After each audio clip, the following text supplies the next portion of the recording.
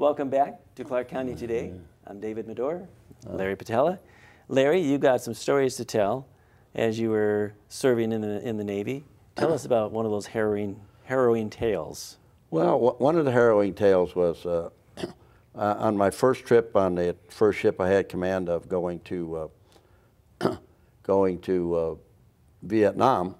We had just left Pearl Harbor and were en route to the Philippines, as would be our next stop. And there was a typhoon up ahead of us.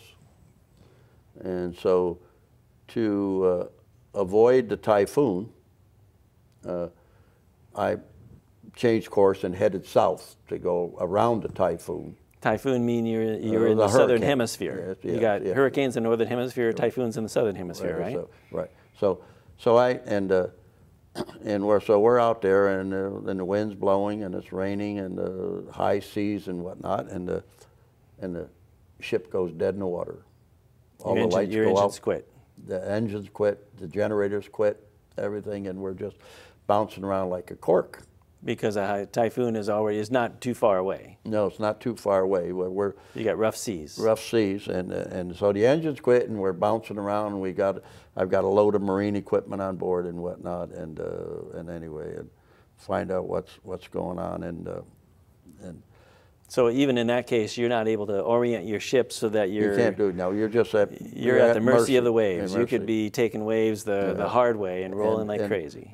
And so and we survived that, but that was scary, and you know. And how long do you think it took to get them going on? It took us a couple hours to get everything back. Was there a cheer that went up when they? It was like a pilot error. The person on watch in one of the engine rooms forgot on those diesel-driven ships you purify the oil before you put it in the engine, and so the oil goes from the fuel tank into what we call a day tank, which is where the engines get the oil from, is the day tank. And anyway, somebody forgot to fill the day tank. Oh, oops. And so it was. So they finally figured it out. And you got the engines going again. They got the engines going, and we survived. Was there a cheer? Yeah, and another one was when going across the northern Pacific in wintertime in February, really raging seas, and we had pretty close to what I would call 100-foot seas. It was a huge storm. Wow. And it just my gyro tumbled. We had this hydrofoil tied down on deck, and we were afraid that was going to break loose, and about 3/4 of the crew was seasick, and it was just really, and the thing of it is, you know, that being a commanding officer of a ship, you know, when you're something other than a commanding officer, when something like that happens, you know, you got somebody to turn to, and the thing that dawned on me at first was when I got into some of these things, you know, before I was a commanding officer, you had somebody to turn to, but when I got into some of these really tight situations, you know, you had to figure it out yourself. You were Captain Kirk, right? My first thought was look around and see, but there was nobody there to ask questions to. So you know. So what do? You have to figure it out. Where you have to make the decision, and you just hope you make the right one. So in that case, you just simply wrote it out. And you adjust your speed, and you adjust your course, and of course it's better to head into the wind and seas than it is to have it on your beam or on your bow or something. So why is that?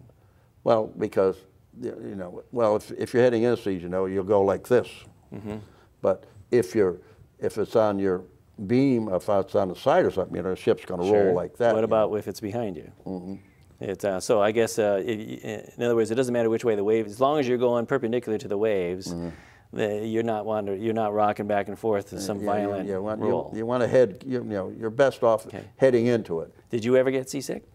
No. No. Fortunately, I never did. But It must be all those years working up to it. But anyway, and I got in trouble a couple times having women on board my ship, because a couple of the commanders in the various areas that I went through, they were not aware of what that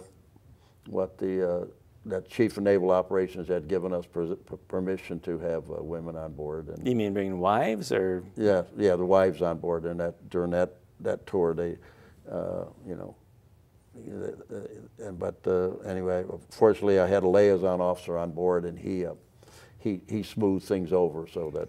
Well, you finally got it. When you finally got out, you got an honorable discharge. So you must that must have been okay to have. Okay. It's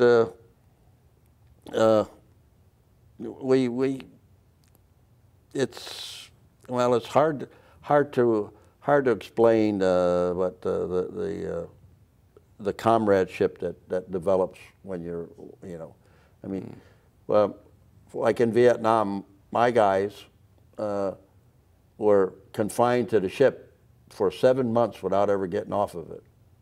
And that's a long time to be on board the ship without. They learn to get along, or? Oh yeah, they get along, and you do. One of my favorite interesting stories was we were anchored in a river just south of Saigon, and I got woken up in the middle of the night, and and they told that there's an unidentified contact approaching us on a collision course. You mean via water or air? Yeah, via water. Well, you know, we had her on radar, and it was closing us, so we didn't know what it was. So I got up and went up on the bridge, and sure enough, here's something closing on us, and it had pretty rapid. So you can see it via radar. You can see it on radar. Okay. You know, so I got the ship underway. And put some boats in the water to go check it out, and it turned out it was a sand and gravel barge that belonged to the United States Army that had evidently broken loose and was floating down the river. Nobody aboard? Nobody aboard. It was just floating down the river. So I made a controlled collision with it and got it alongside my ship. And by the time we got all this done, it was becoming daylight. And so I had a brilliant idea. You know, on board Navy ships, you can't have alcohol at all. But I always carried about 500 cases of beer on board my ship. And so I got a brilliant idea, and I told my executive officer, I said, I want you to throw half a dozen cases of beer out on that sand out there, on that barge, and let a third of the crew go out there and have a beach party. Okay. And I want to see how this unfolds. And well, they did, and I kept that barge for about 4 days, and let everybody on board take a turn going out there on that sand barge, having a beach party. Okay, so basically you're raising the morale of your troops there, because they've been on this vessel for so long, and you wanted to make sure that, hey, they're not going to consume all this alcohol on my ship, but I've got this barge with I got my own portable beach here. Right. Let them go have my. And then after everybody had their fill, I called up the Army and said, hey, if you want your barge, I got it. So, and they sent a tug down to pick it up. Partially used. So anyway, but that was, you know, but so there, I mean, there's those kinds of things that. So you had some creativity to you. Oh yeah, That's a little feisty. Are you still a little feisty? But I expect the men, they must have thought they got the greatest commander in the world at that point. Yeah, well, I always had very good rapport with the people that served with me. They were, you know. You were in their respect.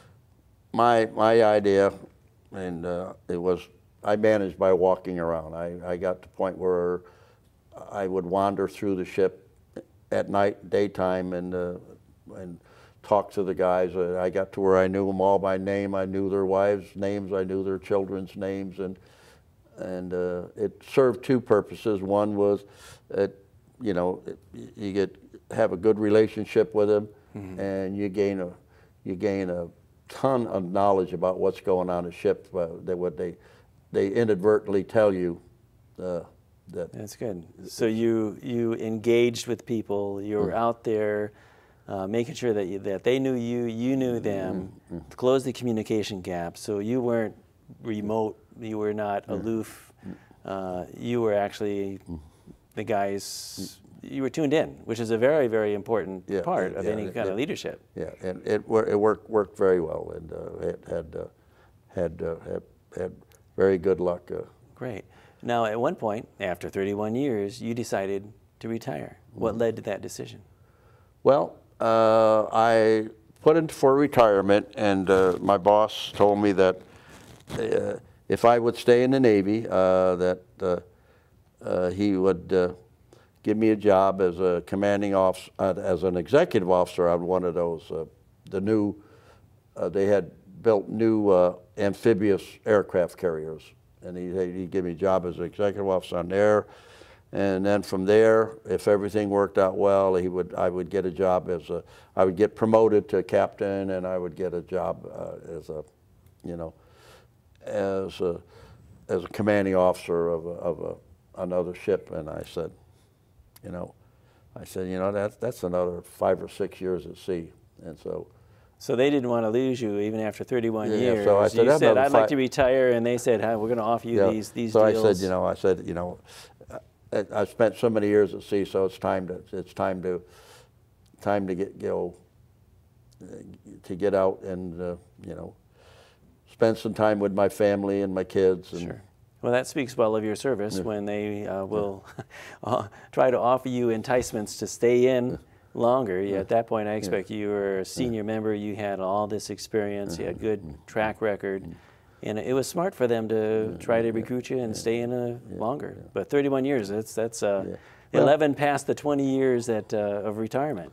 Yeah. So anyway, but Navy, like any place else, you develop a reputation, and and the officers' corps in the Navy is not all that great. I mean, there's not that many people. I mean, I was in the surface Navy, and then of course you got the air part, the aviator. They have their own Navy, and then you got the submarine Navy. But in the one that I was in, there's it's fairly small group. So you get people know who you are and what you do, and so it's a small world in that area. So you retired from the Navy. And that must have been a change you were Mr. Somebody, and anytime he leaves a position at the top and they retire, now you're no longer, all those people that used to report to you, they're not reporting to you anymore. Did that take some getting used to? No, I think I adapted very well. I went and I applied for a job at the Port of Portland. So you retired to Portland or Vancouver? I retired here in Portland. Oh, is that right? What year was that? In 1978. And so you've been in the Portland, Vancouver area since '78. Right. And you called this home. Is this where you came from? Why did you call this? No, I was. Why'd you settle here? Because my wife was here. This was her home area? Yeah. So anyway, my wife was here, and so I decided to stay here. I brought a ship up here. I brought a ship up here to the Navy Yard for overhaul, and. You mean while in the Navy? While I was in the Navy, yeah. I brought the ship up here for overhaul, and then from here I went to Westpac. That went back to the Pacific, and decided that I was going to retire. So I arranged to retire in Hong Kong. That was where you, in other words, that's where you made the decision, but you're going to decide to retire here. Well, yeah, but I decided to retire and have my change of command ceremony in Hong Kong, and my wife flew out to Hong Kong, and I retired and came and transferred myself to Portland. Okay, hang on a sec, because we wrapped up with our 15 minutes. So, if you want to see the next part, click. click below. For Who's the going next to edit all this? one. Oh, we just put it on pretty much uncut, just segments.